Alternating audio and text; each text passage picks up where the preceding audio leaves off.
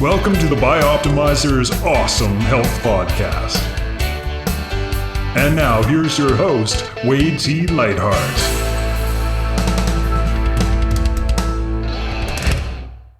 What if you could double your energy naturally without caffeine or stimulants in just 3 short months? It's not only possible, you can transform every aspect of your health if you follow the 12-week blueprint we've created for you in the Awesome Health System. The Awesome Health System is a free course where you receive a daily video lesson spanning the most cutting-edge secrets for air, water, exercise, sunshine, optimizers, mindset, and education. It's something most companies would charge hundreds of dollars for, yet you get it for free when you go to bioptimizers.com. To access your course, register to download the PDF report called 3 Phases of Bioptimization, which gets you access to the report and daily access to the first lesson in the 12-week, 84-day Awesome Health course. Good morning, good afternoon, and good evening. It's Wade T. Lightheart from Bioptimizers with another edition of the Awesome Health Podcast. And today, we are going to talk about a couple of important items, particularly around coaching. Of course, there's a lot of women out there who are frustrated with hormone shifts, etc., and they hear about a product or a one-hit idea or whatever, and they get caught on that, they get a little bit of results, and then they get stuck. But the true key to health is maintaining consistency over time, as well as managing those social requirements or tendencies without totally going off the rails. So today, joining us from New York City is Keri Glassman, who is a nationally recognized registered dietitian, acclaimed author of 4 best-selling books, and media personality who has spent over 2 decades empowering individuals to lead healthier, happier lives. As the founder of the award-winning lifestyle and media company, Nutritious Life, and the education platform, Nutritious Life Studio, Keri has touched the lives of millions worldwide with her science-backed, holistic approach to wellness. Every week, you might catch her on the Today Show talking about protein-rich snacks, on The Doctors explaining sugar cravings, on The Rachel Ray Show sharing recipes, or in the pages of Women's Health answering readers' most pressing wellness questions. And we're going to talk about all these things today, but particularly coaching. My background, of course, both Matt and I, who founded Bioptimizers, we started out as personal trainers and coaches. And I love the coaching profession. And we fell in love literally with transforming people's health. Like there's something when you help somebody else, there is a transference of energy, both from the person who's been helped, but it's equally comes back to you as the advocate for it. And I believe that is the foundation of great social relationships. It's also about teaching the conditioning process to maybe overcome patterns that are suboptimal into developing habits, personalities, people, standards, insights, tools, all of this stuff. And you're a wealth of knowledge. You've got a lot of background. There's a lot of people listening to you. Maybe you could share, Keri, when we get started here, just how did you get into this whole field? What's the passion about? And then of course, we'll talk about this coaching certification program we touched on, just before the call, that I'm very fascinated with because the world needs more coaches. Absolutely. Oh, I have so much to say on even what you just said. So first of all, thank you so much for that very nice intro. I really appreciate it. It's awesome to be here with you today. I'm really excited for our conversation.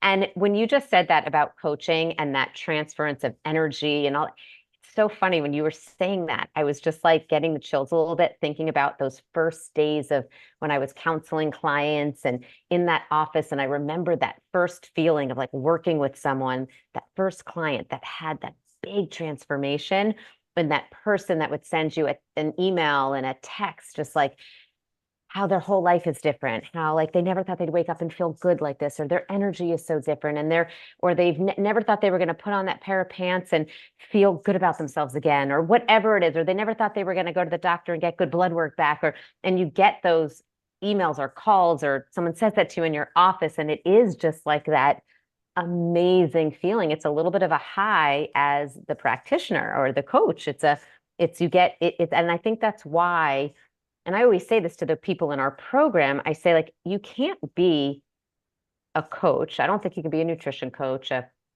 or in an adjacent field and not be uber passionate about it. It's just like it goes with the territory. Now, you hope that everybody's uber passionate about all of their careers, but there are many people out there that are going through the motions with the career. I think that if you're successful in this career, especially, but even just to get into this career, you have to be so passionate about it because you love that feeling that you were just talking about. So when you just mentioned that, and when you were starting out as a trainer, I just like got this little bit of a flashback to those like early days of working with people. And it's like that amazing transference of energy. And I think that was one of the things when I started that just really probably helped me just fully dive in. So anyway, back to how I started. You asked me how I got started in all of this. So it is such a long story. There's so much I could say with it. So I'll try to make it short, as short as possible. But I'll give you the quick background. So I always say I was born to do this. I mean, I have a story that I always tell that when I was in 7th grade science class, Mr. Stasick's class, my friend Amy swears that I turned to her and said that I was craving almonds. My body must need vitamin E. Now, I always joke that I had no idea probably what I was talking about, but I must have read it in some sort of magazine, like 17 magazine or something that I was reading as a middle schooler. And I probably read that and I just like, but I absorbed it. I was interested in it. I connected to it. I was always really interested in food and the body. And I fast forward, when I went on to college, I played 2 sports in college. And I remember I gained, that freshman, not even freshman 15. I think I gained like the freshman 25. And I was always frustrated.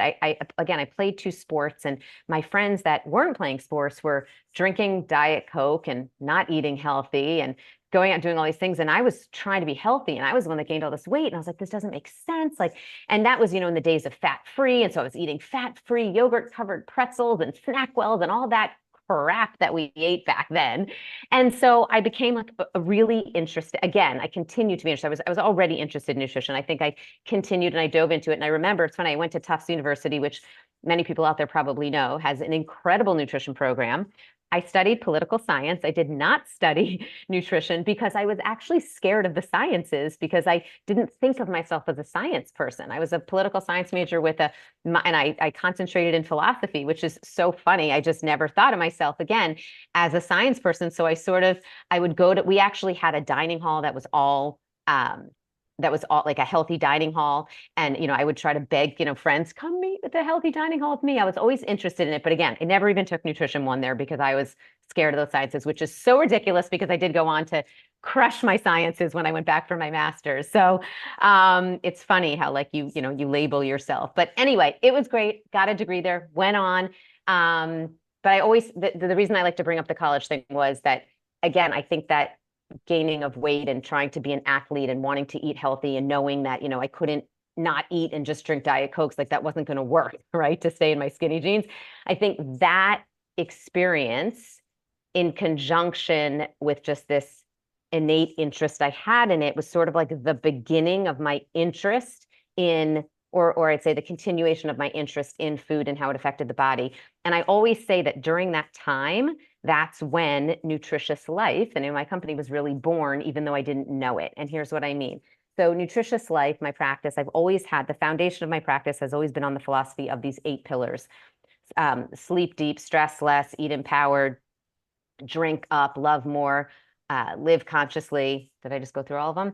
Anyway, you can go check out. That was about 6. I think that was about 6. Well, did I? I'm like, I was trying to go through them fast. Anyway, you go to Nutritious Life. I don't have to, you can go to nutritiouslife.com and check them all out. But the point is that all of these pillars work together from a physiological and behavioral standpoint. And my first sort of real experience with that, and again, I didn't call it that, and I didn't know I was going to do this in the future. But when I was in college, I remember I would, let's say, get a horrible night's sleep, and then I wouldn't perform well on the athletic field, and then I wouldn't want to eat well, and or vice versa. I would sleep well, and then I was really motivated to go to the library and do my schoolwork, and then I was motivated to eat well, and I just sort of had this like it just like made sense. And it's funny how, again, going forward, when I went back to get my master's in clinical nutrition, which is, again, fast going forward a bunch of years, I always had that interest in how all of these behaviors work together and how it wasn't just about the food.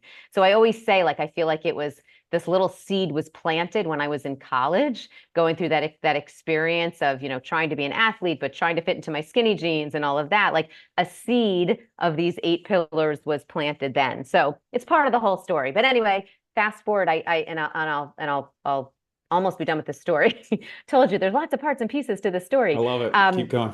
I went, and my very first job out of college, I worked at Sports Illustrated, and I was on the publishing side. So I was in ad sales, but we used to get all of the magazines for free. So every time Health magazine came out once a month, it would land on my desk. And I remember I would sit there and ignore the rest of my work, and I would just read through the magazine. And I was so, excited every time that came out. I was like, oh my God, I got to dive in. I hope I don't have a lot of work to do this afternoon. And anyway, I then decided, like, what am I doing? Like, this is really fun to work at Sports Illustrated, but I'm not interested in ad sales. I'm really interested in nutrition, and I've always been in it. And then I thought back to middle school, and I thought back to my days in college, and I was like, I got to do this. So I went back to school. I took Nutrition 1. I just took one class I was in New York at the time. So I stayed in New York. I took that class. And then I eventually went back full time for my master's in clinical nutrition and continued from there. But that's how you asked how I got into it. That's how I originally got into it. There's a whole lot that has happened in the almost 25 years of my career, a whole lot, but that's how it initially started. So let's talk about the nutritious life, because I find it fascinating. You started out in political science and philosophy because, well, there's actually some aspects within the political process that have influenced the Americans and around the world. Now that is spreading globally about policy, Yes. food information, lobbyist groups and stuff. So if I always say, I was listening to Brett and Heather Weinstein the other day, for example, on their evolutionary biology podcast. And before we had the food group that was put out, the food pyramid and all that sort of stuff. And if you follow that, you're pretty much going to get fat sick and be caught in the medical system. And then they've released this new thing called Compass, and it might actually be worse, right? It's totally insane. And here, these are setting the dictates for children in schools and lunches and education. And then this is on the low-level science of information that is being propagated out there because there's beneficial parties involved in this. Basically, the philosophy of America, if I could say anything, is an adjunct to the fundamental cellular biological need that I need energy outside of myself, and therefore I need to go and consume, whether that's information, food, whatever, I need to consume. But if you're caught in this place where all of the information or all of the generally accepted food practices are suboptimal, you get to where we are today is in society, which is the metabolic disease running wild, obesity rates through the roof, depression in children, as well as adults, at just skyrocketing levels. So how important is it? 1 in 11 children eat actually the recommended amount of fruits and vegetables. I mean, even something as simple as that just doesn't happen. People just don't eat enough fruits and vegetables. So nutritious life, essentially, if I was to go out on a limb, sounds a little bit like a philosophy. It is a philosophy, yes. Okay, yeah, right. So I love this, bringing it all full circle here back to my days at Tufts University. Well, I do believe that the things that happen in our life create kind of lenses in how we see the world or how we impact, and then you go along and then you come at these impasses of life and humanity, and some of them are biological, and some of them are environmental. So you go through the hormonal shifts of teenage years, and then you go to the university, which you talked about, a shift in setting. even though the intentions are right, wasn't going. And then you talk about going into a career, which puts a whole different set of pressures. And you're like, I don't know if I really like this very much. And that can create a certain amount of crisis early adulthood. That's quite normal. And then you had the courage to switch to follow your heart's passion and then go to the next level of, hey, what I'm being told, if I heard you correctly, isn't seem to produce the results I want. I want this, and I need to go get the best expertise in the world. And then you get it. And then I always say what happens at that point is the shock phase, that you're sitting at a table or you're sitting in a room or you turn on a TV set and you see absolute BS or total confusion coming at you, and you're going, oh my God, no wonder everybody is messed up. Yeah. Well, it's so funny that you're saying this, because one of the things that got me into nutrition in the media, one of the reasons I wanted to do nutrition in the media, and I've done, thousands of nutrition segments over the years on all kinds of shows, was that when I was getting my master's in clinical nutrition, I was sitting there studying one night, and there was some segment came on the news, and it was about some study. I don't even remember the exact study, but it was about some study with fiber and it not being linked to whatever cancer they thought it was. Again, this is 25 years ago. I don't remember the exact study and the exact whatever, but the point was, the net of the segment was, so don't worry about your fiber.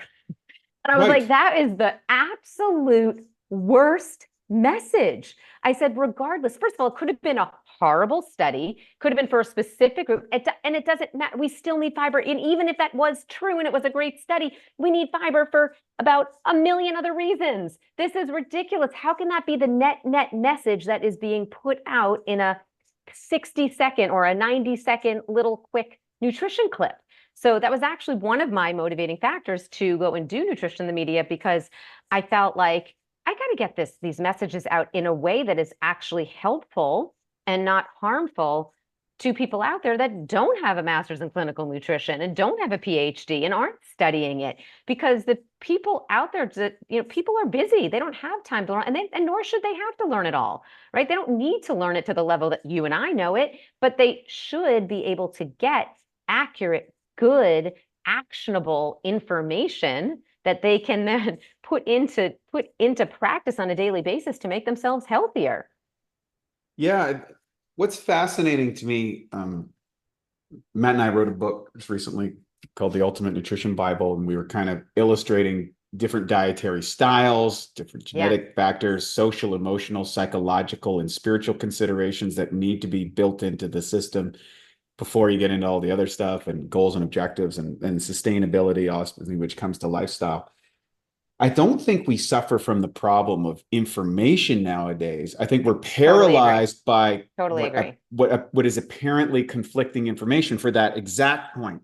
It's a soundbite, it's a social media post, it's an email or a link to something that your friend sends over that counteracts the conversation you had a week ago at the coffee shop. And then there's a level of skepticism and hopelessness, and and then you get what we call the downward spiral of the efforts. Oh, I'm this way. Then comes the rationalizations, because it becomes, I need to check out from my frustration.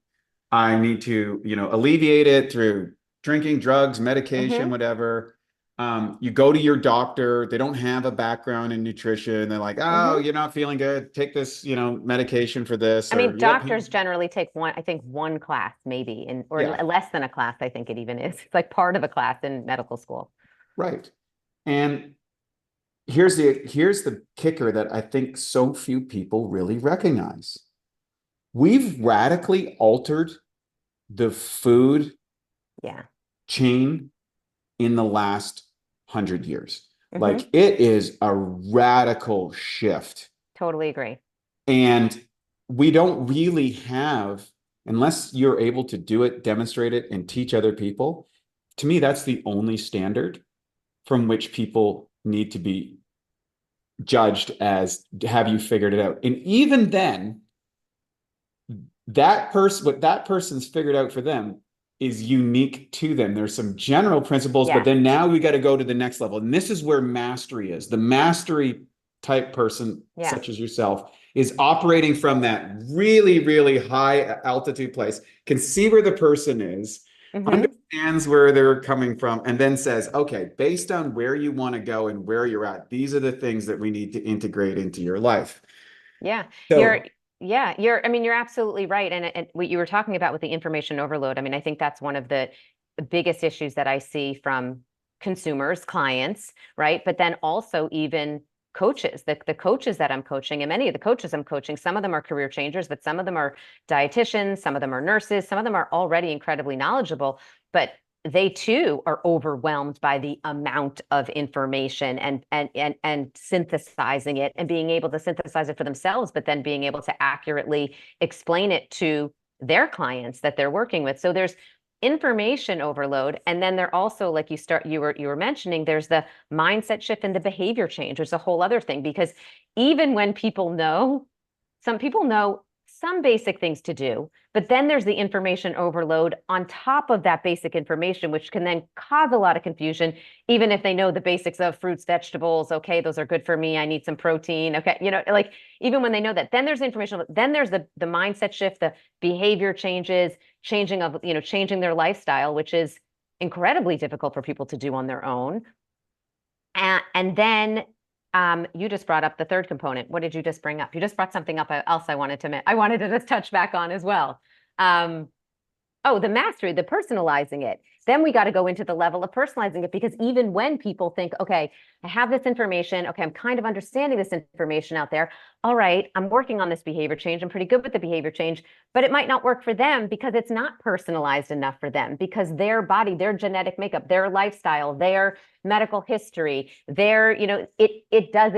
what they have learned and that generic information they've learned still needs to be tweaked for them. And that's why sometimes people will say to me, oh, you told so-and-so that she could eat this, but why did you tell me I shouldn't eat that? And I'll say, well, because you have an intolerance to that, or we know that, or we know that's never worked for you in the past, or we've seen that makes you feel bloated, all this stuff, whatever it might be. I'm like, there's a lot of different reasons, or you don't have access to that, or they like going to the farmer's market every single day, but you're only going to go to the grocery store twice a week. We don't have as many options. I mean, there's so many different factors, right, that play into the personalization of nutrition, from accessibility to lifestyle to genetics. I mean, all the things, right?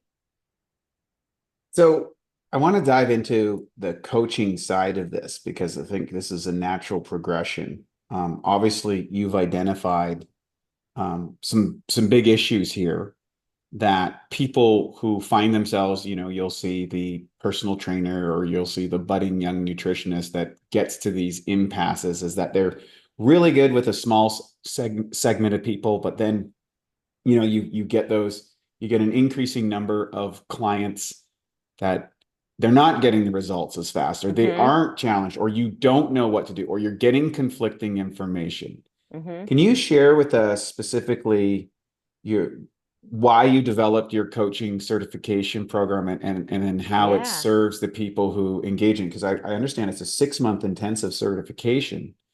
Yeah, thank you so much for asking. I appreciate that, because it really is it's my baby. It really is. I mean, it's something I'm so incredibly passionate about it. And, I love working with individuals, but working with the coaches who work with individuals it's almost more rewarding, or equally rewarding, because I know they're then passing it on to, other people. So it feels really good when I see them have success with their own clients. So anyway, I started it because this is over a decade ago. I'd say probably I started my nutrition practice 22 years ago. So however many years into it, I would get emails from people all over the country. I'm a dietitian in Iowa, and I've seen you on TV. How did you start your practice? I just finished. I have no idea how to start my practice. And I'd always say, gosh, I want to help them. I want to help that dietitian out there. And I had a very specific philosophy in my practice that I used. I actually have this binder. I still have the binder, and I used it to train the dietitians that worked for me. And it was everything from, this is what you do on the first session with the client. This is what you do in the with the second client. This is all about this philosophy of how all of these pillars work together physiologically and behaviorally. But then we also got into the business side of things because we never learned any of that in school. And then we got into more of the coaching because in school and even in my master's, I took, I think, one counseling class. So we went through all of that. So I said, I want to take this coaching program, I want to take this training program, what I do with the dietitians in my office here in New York City. And I want to get it out there to people because I continued to get those calls. So anyway, fast forward, I was working on a show at the time. Actually, I was in LA so I'd always had this kind of idea that I wanted to do this. I was working on the show in LA and I sat down with someone that I knew from that I had met at Rodale because I worked with Women's Health Magazine and they published my first few books. Anyway, and he said to me, so what do you want to do? What's next? And I was like, I have this thing that I really want to do. And I don't know when I'm going to do it, but I really want to take my training program and get it out there into the world to help other dietitians, et cetera, et cetera. And so he was like, well, why don't you go do it? And I was like, well, I got to find someone don't have to partner with someone or do this or do that. And he's like, online education, it's a thing. And I was like, online education? I mean, this is over 10 years ago. So anyway, so I was actually about to film another show. I was going to go for 3 weeks. And I said, when that finishes, I want you to come to my office and we're going to film the first part of this course. And that became literally the first iteration of the certification. Then when I launched it, I said, I don't want this just for dietitians. I don't want this to be for because I said, there are so many incredible, brilliant people out there teaching health and wellness. Whether they're trainers or chefs or nurses, like there's so many good people and they don't necessarily want to go back and get a master's in clinical nutrition, but they want a community, they want a mentor, they want the support, and they want some kind of certification and credibility and a philosophy to follow. So I want all those people in my community. So that's why I ended up not just doing it for dietitians, which I love and I'm so happy about because I have to say it's one of the things that makes our community so incredibly rich and diverse with people that bring, all kinds of different backgrounds, again, from trainers to nurses to chiropractors to all kinds of people in the program, again, even to career changers. So anyway, we focus on the nutrition science, the nutrition coaching, the business of building a practice, and then there's this just incredible community aspect, which is ongoing support. And as you know, I mean, it's so important, especially when you're working out there on your own as a solopreneur, when you're starting a business. So that's how I started. Let's talk about that just a little bit, because I know that's, first off, we need,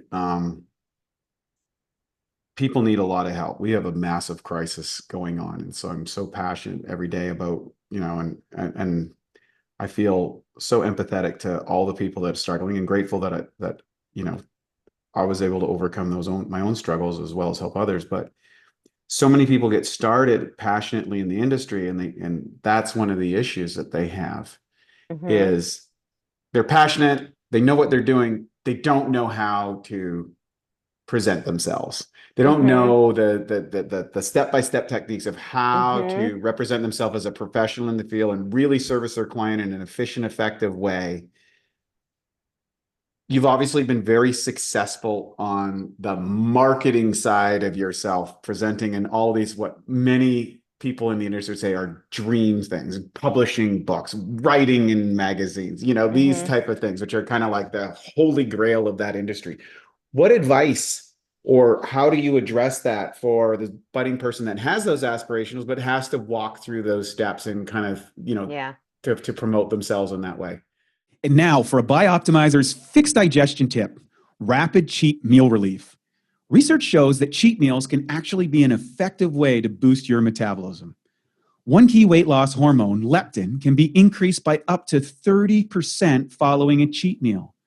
The challenge with the cheat meals is that all those extra calories and lower food quality can be hard to digest, which means you could be totally sidelined with a food coma after big cheat meals. The solution is to take strong digestive enzymes like masszymes, which will help rapidly digest and break down the extra food. 3 to 5 capsules before or right after your cheat meal can make a huge difference in how you feel following the cheat meal. If it's a cheat day with multiple large meals, you might want to go up to 10 capsules or higher to help you power through all that food. To save 10% on masszymes, go to masszymes.com. That's MASSZYMES and enter the code CHEAT10 at checkout. So, well, I'll say, first of all, those things are all great. And I'm so grateful for those experiences. And I worked really hard to have those experiences. Yeah. But the reason I got them, one of the reasons, and I think the most important thing, is actually to focus on the client. And I used to say this to and that might sound so obvious, but that's the truth. I would say that to everyone in my office, I would always say, the first thing, the most important thing I need to do every day that I would walk into my office when I was, years ago, when I was building the business, when I was starting those books, when I was doing all the TV and everything, I would say, what do I have to do for my clients today? Like, what do my clients need today? Who do I need to get something for? Who do I need to look something up for? What is this person coming in? What are they going to need when they come in today? What type of the support? Who do I have to call back? And I would think about my clients first. And then I would say, oh, I have to get back to someone at Women's Health Magazine for a quote, or I need to get back to a brand I'm working with. Clients always came first. And focusing on them first, A, allowed me to build my practice. But B, it's doing the work for people, seeing people have results, and truly that being your priority, that's the work. If you only care about, and this was way before influencers and social media. We didn't have any of that, right? But I always had to prioritize that. And I think right now, sometimes because there is this especially in the social media world where there is this overnight fame and, going viral and all of this. I think sometimes people are so focused on those sexy things of going viral, getting some big piece of press, that they're not focused on doing the work that matters. But if you do the work that matters and you're truly passionate about that, those other things can come. Now, you have to still put in the effort and do the reach out and hustle and all of that. I am not one of those people that just say, go manifest it. You got to do the work. Right. You got to do the work. But if you're not doing the work that matters, helping people, if that's truly what you want to do, serving, whether it's clients, whether it's group coachings, but doing that work and doing that work well is going to take you the farthest. It's like going slow to go farther, right? You got to go a little bit slower maybe, but don't just keep reaching for those shiny objects, because that's going to take you off course. And it's also, you're not going to perfect your craft. Correct. So I think about that the same way with my business right now. I think the same, I actually stopped seeing individual clients for many, many years because I was so focused on my nutrition certification program, but I actually see some private clients now again, because I kind of missed it, but but my students in my program, they took the place of my clients. And I would say, whether I have a book or a brand, something, or I have to write a keynote speech or whatever it was, what always came first was, what do my students need? And you could probably ask any single one of them, and they would say, that makes total sense, because Keri always gets back. She's available to us. She'll do a Zoom with me if I'm having trouble with something. And it's true, because I look at them, they're coaches and they're coaching people, but it's the same way I used to look at my clients, because that is that commitment, and that makes me better at doing my job. And that's the thing I'm most passionate about, is helping them help others. Yeah, it's really powerful, because I'm dating myself, obviously. But I was I've already dated myself. I said this was before even social media. So yeah, I was in that. And I do see that pressure for social validation. Yeah. As opposed to the personal validation, which I feel supersedes digital validation, that one-on-one, and the client with the tears in their eyes, and 100%. or that sort of stuff. Like those experiences in life are super powerful. In fact, 100%. I have a philosophical belief that actually I just see the human organism as one single unit throughout time, like 10,000 generations before, 10,000. I'm just a single cell in the body of humanity for all time. And the confirmation of that is this energy transfer when I aid another cell, if you will, another people within the human body. There's an instant response there. So I'm like, what is that? Why does that feel good? Why do I get because it's energy. It's like that. It's that It's energy between two people. Yeah. which we belong to something bigger. And when you belong to something bigger, you start building out from that. And that energy seems to take you in directions that you can't strategize yourself into. It's and that service, the power of service to your clients and your coaches.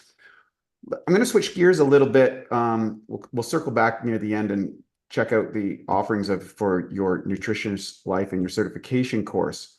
What are the challenges that's coming back through your wide network of coaches? What are they facing today that seems to be most prominent, most challenging, that their clients are struggling with?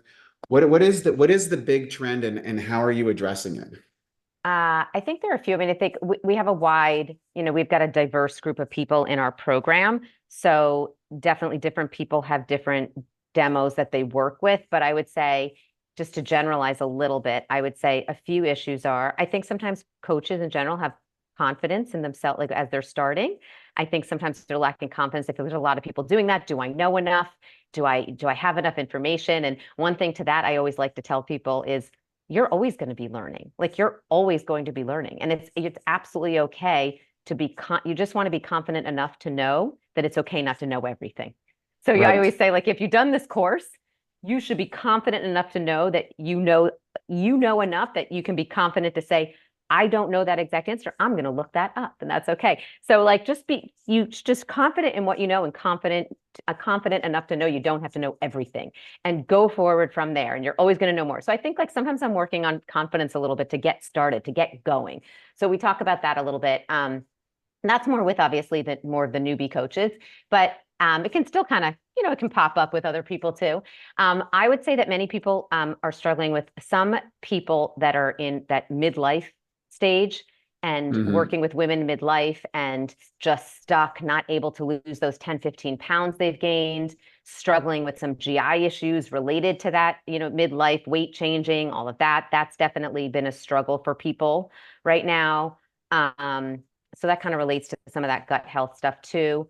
I think that's a very common one. And then I think, coaches generally also, I think that one of their frustrations comes up with when a client, and this can be for all different reasons, it's not just that midlife woman example I just gave, but when a client isn't having breakthroughs, when a client isn't transforming, when they're not doing the work and they feel like they're not doing a good job as a coach, I think that can be frustrating.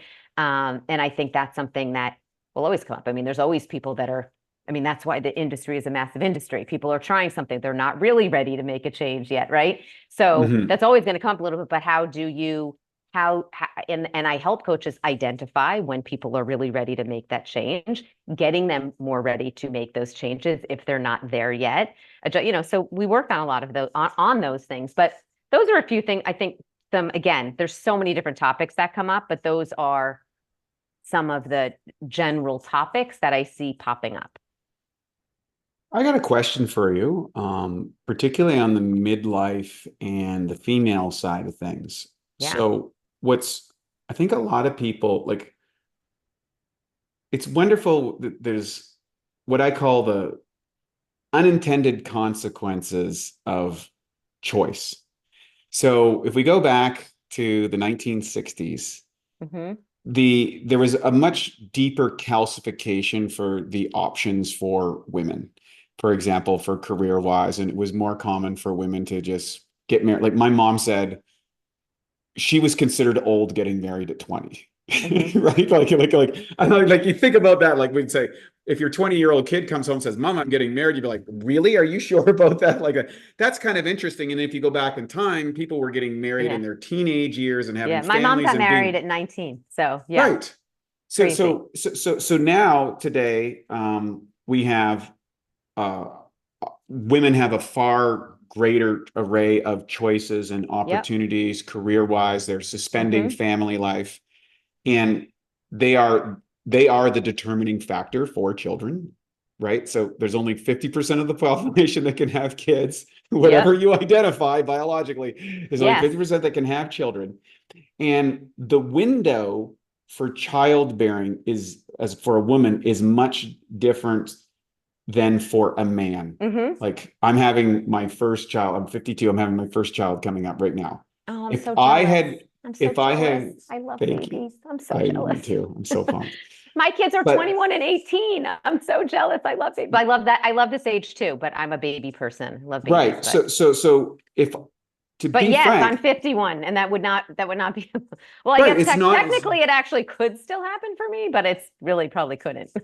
right. So I'm 52 and I'm entering into what the situation was that my mother and father were doing 30 years earlier Yeah, than me. wild. 30 Wild. years. That's Wild. and if you look at the life expectancy of 80 years old, like I've literally moved the post Yeah. 150% into the future from my parents. And, you know, a woman who got married at 18 or 19, and now she's in her mid 30s before she's decided to go down that route. Her window is really, really tight. And Yeah. then all of the things we talked about earlier, stress, food, Yep. like all of these things are factoring in. And then they get into this sort of this area, and they're, you know, premenopausals coming or these type of things. Do you feel that that is more prominent now than in the past because of those, like the unintended consequences of having all these options, doing all these sort of things?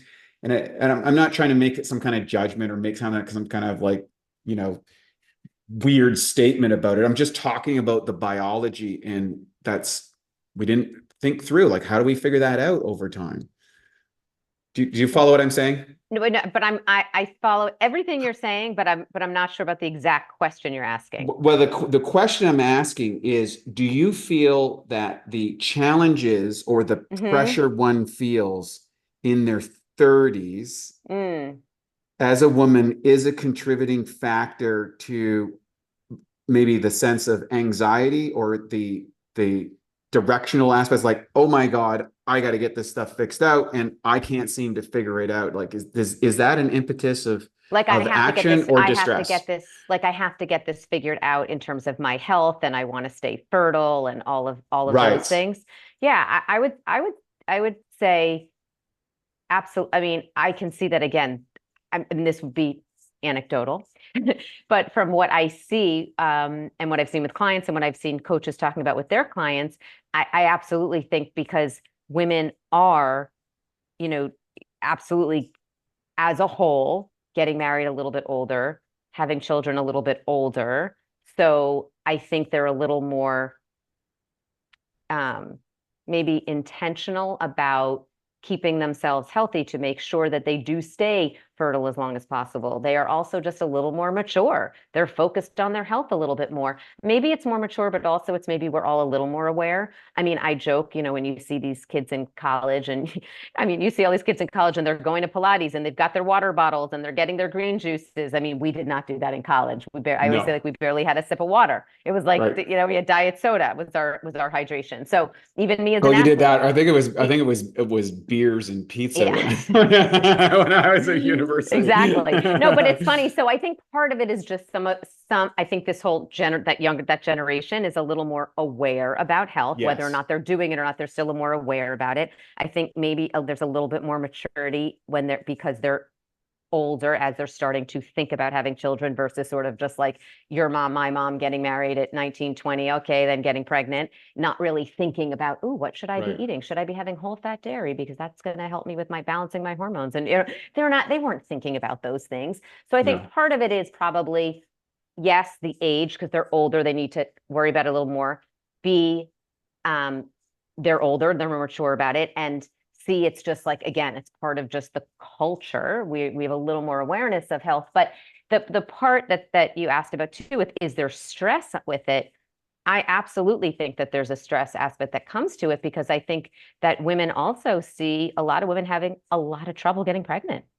Yes, and I want to address this area. Yeah, there's a lot of issues there. And so I think women are scared about that. So if they're not getting their periods regularly, we know that PCOS, for an example, like that is, I don't know the exact percentage, but I know that percentage has risen dramatically over the past X amount of years. So, I mean, there's a lot of different, and that's just one issue, but I'm saying there's a lot of, I think women have a lot more conditions. I mean, autoimmune disease. I mean, we've seen that in a lot of places. Like I think women are just dealing with a lot more, and men, but as we're talking about women right now, they're dealing with a lot more health conditions than I think they did 30 years ago. Why do you think that is? Wow. I mean, that's a big question. I mean, I think there's so many factors, but from everything you said, like our food system, I think our food system and the unhealthy chemicals that are added to foods, from, our soil, or our whole like manufacturing of foods, the increase in the amount of highly packaged processed foods and the ingredients in those foods. I mean, so there's that, toxins in general, environmental toxins from even the amount of products that we come in contact with daily, and the amount of chemicals we come in contact, unhealthy chemicals that we come in contact with daily. I mean, I think it's environmental, it's the food system, it's numerous factors.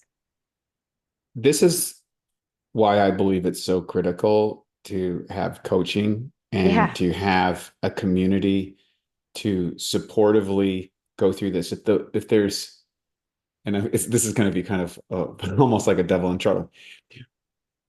If there's one thing that people need to know, it's that it's not one thing.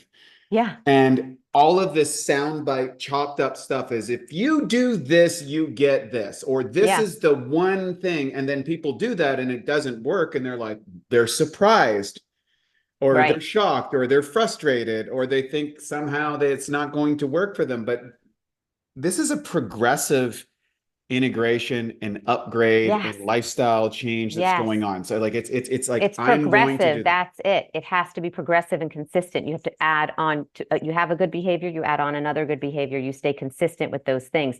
It takes time. It's patience and consistency. And that is so key. People want instant results. And what they don't realize is that those little changes you're making, you add that together, you add staying properly hydrated, you add on top of that a supplement that, like Magnesium Breakthrough, that I love and take every night and helps me sleep better. No, but you add that on, all of a sudden, you don't make one change to your food. You don't make one change to your exercise routine. You don't make one change to the toxins in your home, but you do those two things really consistently. You might not lose 20 pounds. You might not lower your cholesterol, but something's starting to change. And then you add on to that, oh, you're sleeping better. So you feel better. You have a little more energy in the morning. So you start walking to work. Okay, then you walk to work. Guess what? You're feeling a little better. You've even got, there's endorphins going. You get to work, you're a little happier. You're making a little human connection. Your cortisol levels go down, so your stress levels going down a little bit. You do work a little bit better. It all works together. And that's what I always say is a nutritious life. All of these things working together physiologically and behaviorally, but you have to be consistent and you have to be patient, which is why I always love helping people incorporate things into their life that they can do. I always say 360 days a year. It doesn't have to be 365. There's always going to be days that are out there, whatever. But pretty much every day of their life, they have to be things like that. Because if you do something that you can do once in a blue moon when you're on vacation, well, then that's not going to do anything for you. So, but it's just so key. And the other thing I want to say on this that's sort of related is most of the things that are going to work, maybe all things, the things that are going to work and are going to have true lifelong lasting change are not sexy. They are not sexy. People click the sexy things. Never have this, only eat this, whatever it is, these like crazy different things. And you know what? Those are not the things that last. Those are not the things. But people, unfortunately, the things that work when done consistently, and you're patient with it, and add and stacked on top of each other, they're not sexy. They're not on one end of the spectrum or the other. And the problem with that is that most people are too impatient for it, and they don't stick around for it, and they click the sexy things. This one thing is going to do this for your life. And so they grab onto that. They go for that crazy cleanse, or they go for and like that, it doesn't, and that's what doesn't help them have these lifelong changes. So I always say, if it's too sexy, it's probably not going to work, and unfortunately it's not as, you know what I mean? And and some people and unfortunately, I wish some of the things, and sometimes people will ask, well, what should I do for this and this? I'm like, well, here's the answer. And it's not such a sexy answer. It's basic, but are you doing it? And are you doing it consistently? And they're always like, no, not really. I'm like, well, try doing it consistently. I find that so interesting, because I had a formula I used to give my students, it was consistency over time equals results. Ah, yeah. I didn't have the patience piece put in there, so I'll have to No, add but it's that the to same. It's the same, but it's the It same is the thing. same thing, but patience is the emotional state of, Correct. which translates to confidence, which goes back to who are you relying on for your information in those moments of weakness, those moments of excitement, and those moments of indecision. Who is the accounting firm to overcome the sexy tricks that seem so alluring, the shortcut to the Holy Grail, which seldom deliver the prospective promise? That's where the coaching comes in. So if you Absolutely. could share with our clients, because I know there's people out there, there's practitioners, there's people in this world that love to have that career, but I want to encourage them to embrace that empathy and connection with their Yes. clients that you highlighted, because that is So important. the magic juice that opens up doors that you never knew existed. Absolutely. Most of my life came out of Yeah.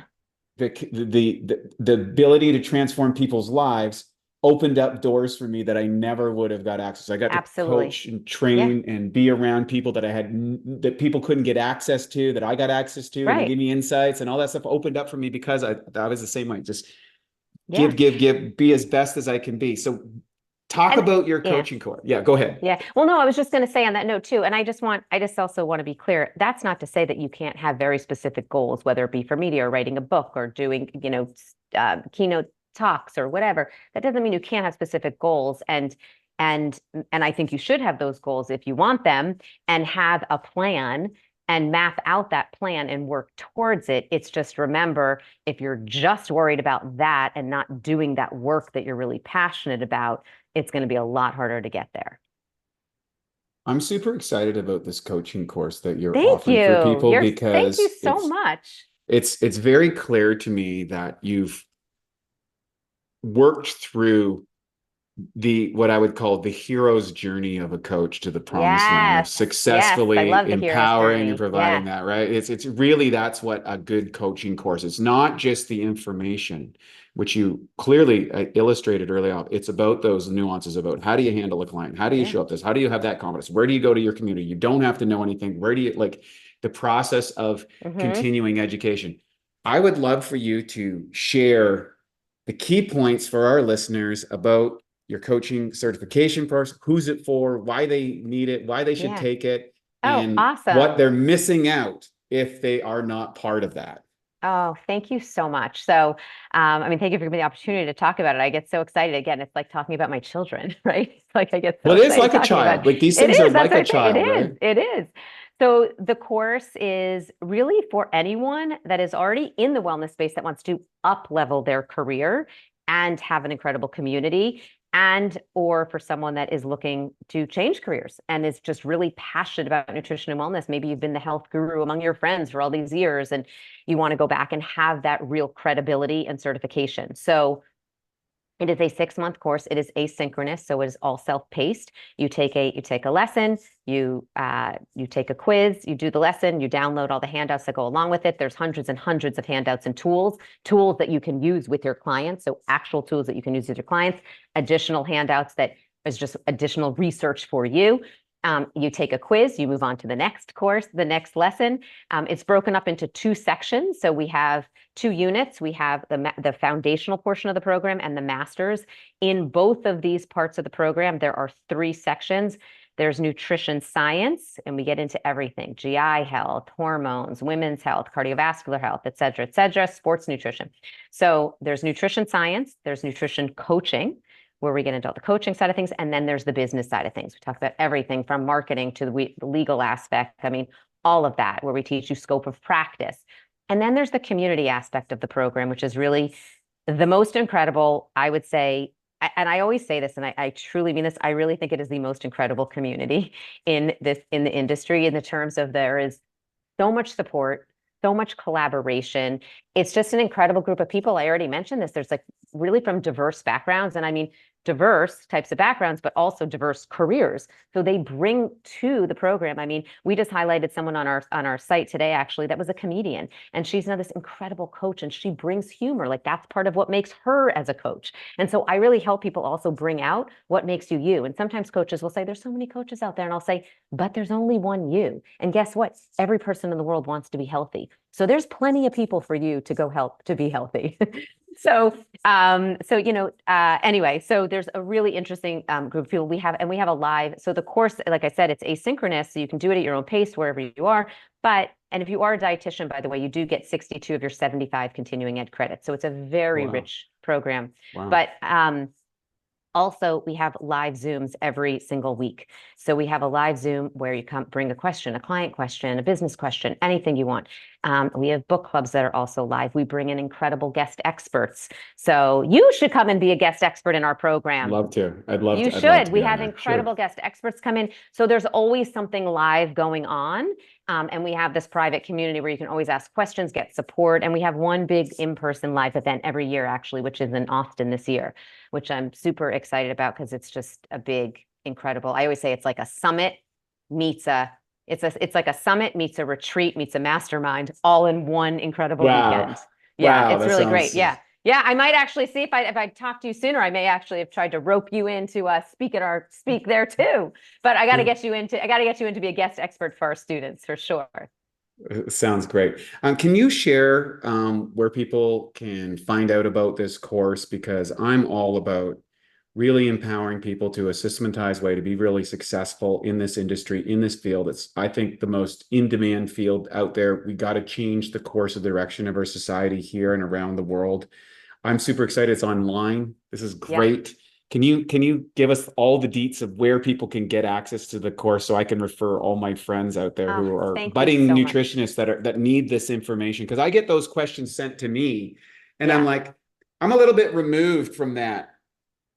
Right. I'm in this other thing going on, but this is my juice. This is what I love, and I'm so passionate. Well, because you're so passionate about what you're doing, because what you're doing is you're providing products for people to be healthier, to elevate their lives in that way. And so I'm helping people elevate their lives just in a different way, but it all goes together, right? It's all different tools that work together. You need different tools, from a coach or learning to be a coach, to supplements you're taking, to the food that's in your house. I mean, there's all kinds of tools we have. So you can go to nutritiouslife.com/BNC, as in become nutrition coach.